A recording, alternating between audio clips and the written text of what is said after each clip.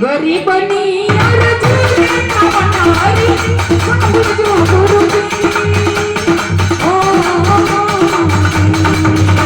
સીતારામ સીતારામ સીતારામ સીતારામ સીતારામ સીતારામ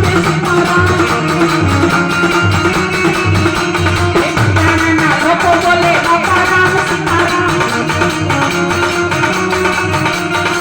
બંદી બોલે સીતારામ સીતારામ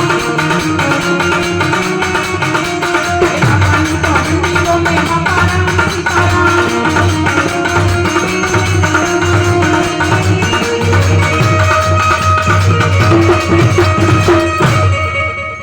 નરસિંહ મહેતા વેપારીની દુકાનમાં ધૂન ગાવા મંડી ગયા ભાઈ. એને સમયનો ભાન નથી. 12 વાગ્યાને ભગવાને વિચાર કર્યો કે મારો ગાંડો ગાવા બેસી ગયો. ભગવાને એવું જ નરસિંહ મહેતા જેવું જ રૂપ લીધું હો ભાઈ. અને ઘીની તપેલી લઈને મેથી પાસે આવ્યા. મેથી હાલે ઘીની તપેલી. ભાઈ મેથીને ખબર ન પડી કે આ નકલ મારા ઘરમાં કરી ગઈ. અટાણી મેથી હે ને મોબાઈલ લઈને જોઈ લે કે અસલી નરસિંહ મહેતો છે નકલી. તેદુની મેથીને ખબર નહોતી. એ ઘડીક વાર તું આ કુલર બંધ કરો. ગળા માવા જા કરો. કા પંખો કરો.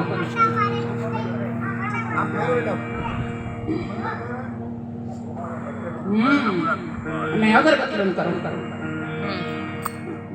મેથીને ખબર નહોતી કે નકલ મારા ઘરમાં ગરી ગઈ. હાથમાંથી તપેલી લીધી અને મેથી રસોઈ કરવા ગઈ. ઘરમાં જઈને જોયું આ ઘરમાં કાંઈ નહોતું. નરસિંહ મહેતાના રૂપમાં ભગવાન આવ્યા. ભગવાને કીધું કે અરે મેથી કોનાનો પાટલો લાવો. મેથીનો મગજ ગયો હો. અરે મહેતા જેતુનું પૈણી લાવી જેતુનું પાનેતર પહેર્યું અને હજી તું પાટલાની વાતો કરસ. મેથીને ખબર પડી કે થોડુંક કદાચ મારા સામે લગ્ન હતા અને સોનાના થાળી બની ગઈ હતી કદાચ હોય મને ઘરમાં વાહે જઈને જોવા દે. એટલે મેથી એમ કહેવાય કમાડ વાહે જઈને જોયું તા શું થયું એ સામે દીઠો રે સોનાનો પાટલો રે.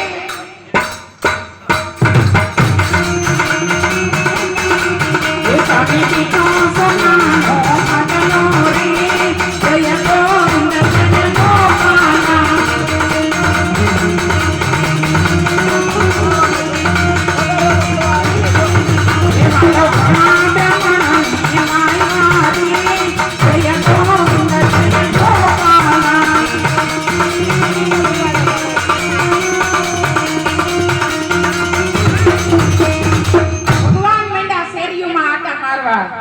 બધાય બ્રાહ્મણને બોલાવે પણ બ્રાહ્મણ કોઈ આવતા નથી. એમાં 2-4 ગઈજા બીજા જેનું ઘરમાં કઈ હાલતું જ નહોતું એવા બ્રાહ્મણ આવ્યા. આવી અને ભગવાને હોનાની થાળી હોનાના વાટકા પીરસા અને જમીન પછી બ્રાહ્મણ ઘરે ગયા.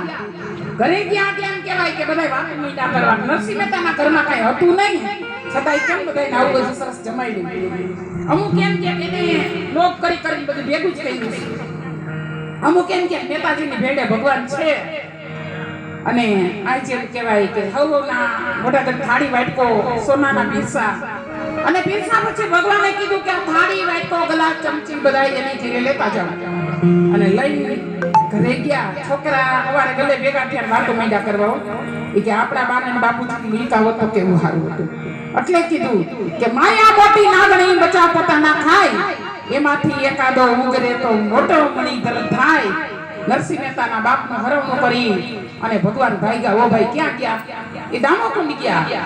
અને અસલી નરસિંહ મહેતા આવ્યો. મેથી હાલે ઘીની તપેલી હમણાં બ્રાહ્મણને બરકું મેથીનો મગજ ગયો. અરે મહેતા તે તો આખી નાગરી નાઈટ જમાડી અને હજી બ્રાહ્મણ બરકવાની વાતો કરસ. અને છતાંય એમ કહેવાય કે મહેતા તે તો ઘણી સાડીઓ આપી, ઘણા વાટકા આપ્યા, ઘણા ગ્લાસ આપ્યા, સોનાની થાળી સોનાના વાટકા બ્રાહ્મણને દીધા. કે હું હતો? અરે તું જ. અને મહેતાએ હળી કાઢ્યો. ભગવાન ભાઈગર વાહે મેં તો હળી કાઢી અને ભગવાન અડધેથી પાછા વળ્યા. ઘરે આવી જયમાં અને પછી મહેતાજીને કીધું મહેતા માંગ. મેં તો કે ભગવાન તારે દેવું હોય ને તો એક જ દે. મારી ઘરે દીકરો ને દીકરી બે. મારી ઘરે દીકરો ને દીકરી બે તોય તારે 52 વાર આવવું પડ્યું. અને કદાચ મારા સામરસાની ઘરે દીકરો દીકરી થાય ને તો તારે આ વારી વારી ધક્કા જ ખાવા પડશે. એટલે તું એક કામ કર, મારા સામરસાની ઘરે વિસ્તાર ના. અને ભગવાને કીધું કે નરસિંહ મહેતા નું શ્રાદ્ધ, બાપનું શ્રાદ્ધ કરીને ભગવાન દામોકુંડમાં વિસર્જન કરી ગયા. તેદુનું ભગવાને વચન લીધું, કોઈના મા બાપના અસ્થિ દામોકુંડમાં પધરાવે એના આત્માને ગતિ મળે, પણ બધાને ફાઇનલ ન માની લેવું, અમુકને નોય મળે. એક માજી સ્વભાવ બહુ તીખો, જો મને ફરમાઈશ છે અહીંયા ઘણી સ્વભાવ બહુ તીખો, 4 દીકરાની વહુ પણ ઘીની ચમચી ખાવા ન દે. એટલે અમુકને આમાંથી લઈને જવાનું થોડું એક ચમચી ખાવા ન દે. ચોથા નંબરની બહુ પૈણી ના આવી તો કે બા કેમ આપણે ઘી ખાવા નથી દેતા? એ કે અમે તો આ 3 આવીએ 20 વર્ષ થયા કોઈને માંગ્યું નથી. તો કે તમારે બધું ખાવું? એ કે હા. નાની વહુ મની કેવા, બા તમે કોઈ દી વાડીએ નથી જતા? જ વાડીએ જાવ. બા વાડીએ કેમ ભરે છે? કોઈ ગા નો કોઈ ગામ થાય ઝંડુ આડું આવ્યું ઉપાડી પાઈ ગાઓ. એકને સિરે બેહારી, એકને બાયના પાસે બેહારી, એકને ઝાપા પાસે બેહારી.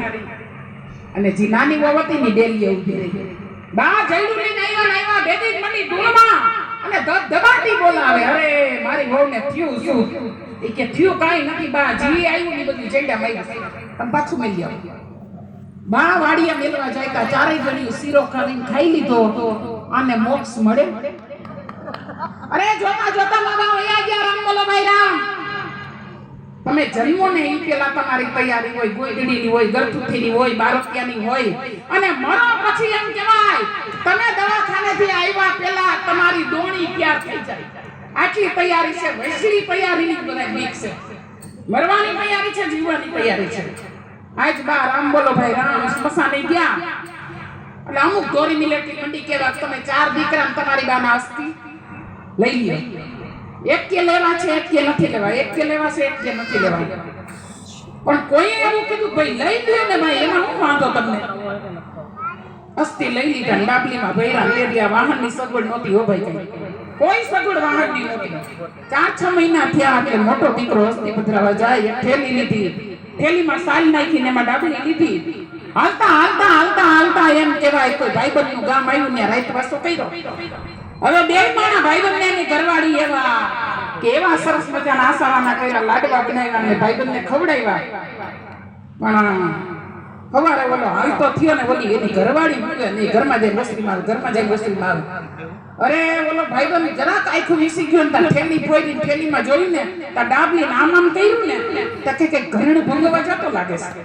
લાઈન રાતની 12 વાગ્યા ડાબલી પતારા મેલી દીધી.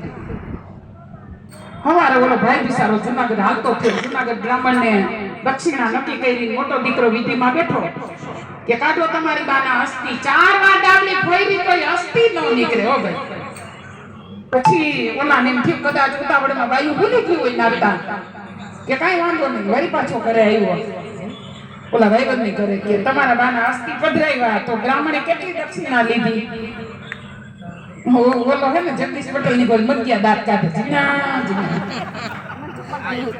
પાસે જાય તે ખબર પડે દાંત કાઢે છે. ઝીણા ઝીણા દાંત કાઢે કે મારી બાના અસ્થિ પધરાવ્યા જ નથી, કે ક્યાં નાખ્યા? ઈ કઈ ખબર નથી, માર્ગમાં ડાબલી પડી ગઈ કે. ઓલાને ખબર પડી, કારણ કે 20 વર્ષ ત્યાં ઘર માંડ્યું તો કોઈ મહેમાનની થેલી ખાલી ન જવા દે, અભાગણી ફોરે છે. ઘરમાં જઈને પૂછ્યું કે મારા ભાઈબંધની થેલી ફોડી. અરે બૈરી એની થેલી વઈ ગયા પછી મને એમ કે પેલા તેમ કે ઘરેનું બંધવા જાય છે, અને વઈ ગયા પછી જોયું તા તો એમાંથી આવડું હાઈટકું નીકળ્યું.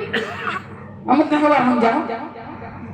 અરે એ હાઈટકું નહોતું, એની બાના અસ્થિ હતા, ક્યાં નાખ્યા? ઈ કે ગટરમાં. ઈ કે લઈ જા. લઈને ધોઈને દીધા. ભાઈ મને માફ કરશે, તારી નહીં આ ભાગની બધાય મહેમાનની થેલી ખોલે. મારો કહેવાનો સુરી થેલી કોઈની ન ફોડવી. અમારા વર્ષમાં 200 થી 250 પ્રોગ્રામ 12 ગામના થાય. ઊભા થાય એટલે બધા બાઈઓ એવું બોલે અમુક અમુક કે લીલીબેન અમારા બા મરે ને ત્યાં આવજો. હજી એક કોઈ રિપોર્ટ એવો નથી કે લીલીબેન 3જા મહિનામાં અમારા દીકરાને લગ્ન છે, જમવા આવજો. આ જેમ કહેવાય બૈરી એની થેલી કે ઈ અસ્તી જા ગટરમાં નાખ્યા. ગટરમાંથી લઈને ભાઈબંધે કીધા, ઓ એ ભાઈ મને માફ કરજે, આભારની બધાની થેલી ફોરેસ લઈને વરી સીધો ઘીરે ગયો. નાની વહુ કે ભાઈ ગયા ને બાના અસ્તી પાછા આવે, આપણે ચારેય જાય, 8 જણા સર્કલ આખું નીકળ્યું વળી પાછું.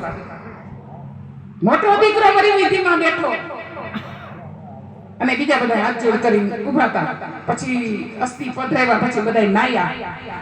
એમાં 7 જણા નાઈ, પણ જિંદગી છે ને નાવાની સોયથી નાવા ન પડે. ઓલી એની જેઠાણી કે નાઈ લેને, 4 ધામની યાત્રા કરીને નાવું પડે, નાવા નથી પડતી. એ કે ભાભી મને ટાઈટ ભાઈ, મારે નાવું નથી. ઓલી ચારેય જણે ખાર્યું થઈને દામોકરમાં ડૂબકી ખવડાવી.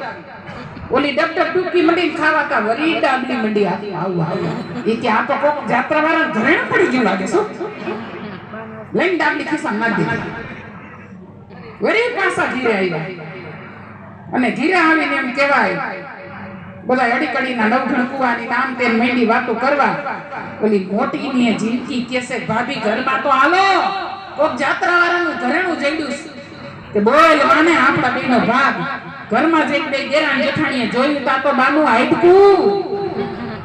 મારો કહેવાનો સુરી કે હારા કામમાં કોઈ ધ્યાન ન દઈ ને તો આપણા હાઈટકાય દામોકુન નો ગારે, હાઈટકાય આપણે એમને વહી જાય. હો એટલે બસ અહીંયા ગાવાળા ભાઈઓ ઘણા આવ્યા છે, એટલે મારી વાણીને ચાલુ